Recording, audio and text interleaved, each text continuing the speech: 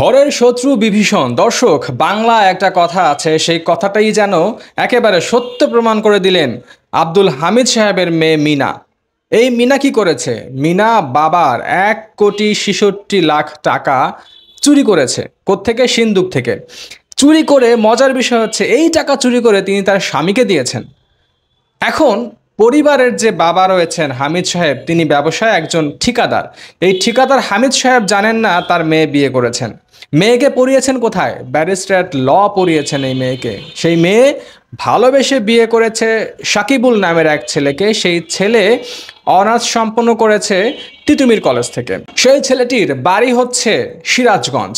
টাকা চুরির পর 1,66,00,000 টাকা তার স্বামীর কাছে দিয়ে দেওয়ার পর সে স্বামী সে টাকা নিয়ে চলে গেছে সিরাজগঞ্জে। ঘটনাটি ঘটেছে জুন মাসে 20 তারিখে, যখন ঈদ শেষ করে ভোলা থেকে হামিদ সাহেব তার পরিবার নিয়ে ঢাকায় আসেন। ঢাকায় আসার ঠিক কয়েকদিনের মাথায় জানতে পারেন বা দেখতে পারেন যে তার যে সিন্দুকের মধ্যে টাকা ছিল 1,66,00,000, সে টাকা নেই।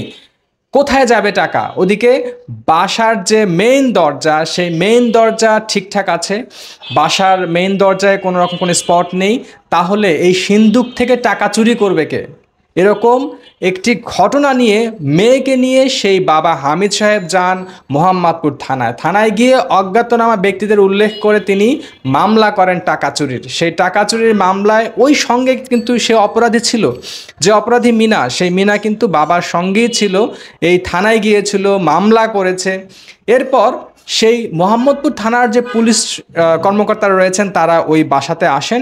এসে ওই বাসায় তারা সবাইকে জিজ্ঞাসাবাদ করেন, যারা যারা এই ফ্যামিলিতে ছিল প্রত্যেককে জিজ্ঞাসাবাদ করেন, এবং জিজ্ঞাসাবাদ করে হামিদ সাহেবকে জানান যে আপনার বাসার টাকা কিন্তু চুরি করেছে ঘরের লোকজন। এই কথা শুনে হামিদ সাহেব একটু ভড়কে গিয়েছেন। তারপরও তিনি চিন্তা করেননি যে ঘরে তো আসলে কাজকর্ম করা লোকজন আছে, তারা হয়তো নিয়েছে, কিন্তু তার নিজের মেয়ে যে এই টাকা চুরি করবে এরকম চিন্তা এই হামিদ সাহেবের মাথায় ছিল না। কারণ কত কষ্ট করে মেয়েটাকে ব্যারিস্টার ল পড়িয়েছে, সেই মেয়ে যে এই কাজটা করবে এটা হামিদ সাহেব তিনি কল্পনাতেও আনতে পারেননি।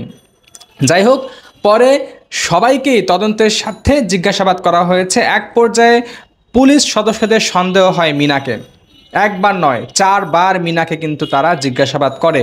এক পর্যায়ে মিনা অসুস্থ হয়ে যায়। অসুস্থ হয়ে যায় বলতে অসুস্থ হয়ে যাওয়ার ভান করে, এবং ওই অসুস্থ হয়ে যাওয়াটা পুলিশ কর্মকর্তা যারা রয়েছেন তাদের কাছে ইন্টারেস্টিং মনে হয়েছে যে না, এই মেয়ের মধ্যে ঝামেলা আছে। তখন ভালো করে জিজ্ঞাসাবাদ শুরু করা হয় মিনাকে। এই মিনাকে জিজ্ঞাসাবাদের এক পর্যায়ে মিনা স্বীকার করে যে হ্যাঁ, তিনি এই চুরির সঙ্গে সংযুক্ত আছেন, এবং তিনি এই চুরির 1,66,00,000 টাকা তার স্বামীর হাতে তুলে দিয়েছেন। তারই ধারাবাহিকতায় অভিযান চালিয়ে গ্রেফতার করা হয় স্বামী সাকিবুলকে। গ্রেফতারের পর সাকিবুলের কাছ থেকে 90 লাখ টাকা উদ্ধার করা হয়। বাবা এর মধ্যে বিভিন্ন গণমাধ্যমকে জানান তিনি জানেন না যে তার মেয়ে বিয়ে করেছেন।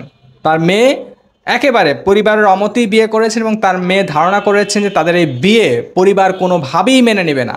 যেহেতু মেনে নেবে না, সেহেতু কি করার, বাবার এই টাকাগুলো চুরি করে তিনি ওই জামাইকে দিয়েছেন। ওই জামাই এবং সে মিলে একটা সুন্দর সংসার করবেন। দর্শক, কোন বাবা মা এত কষ্ট করে মেয়ে ছেলেকে লেখাপড়া করাচ্ছে যদি এরকম পালিয়ে বিয়ে করতে হয়?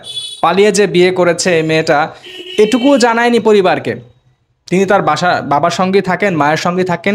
এত কিছুর পরেও কিন্তু সেই বাবা অনেক মন খারাপ করেছে, এবং বাবা কিন্তু কোনো গণমাধ্যমে কোনো রকম কোনো বক্তব্য দেয়নি।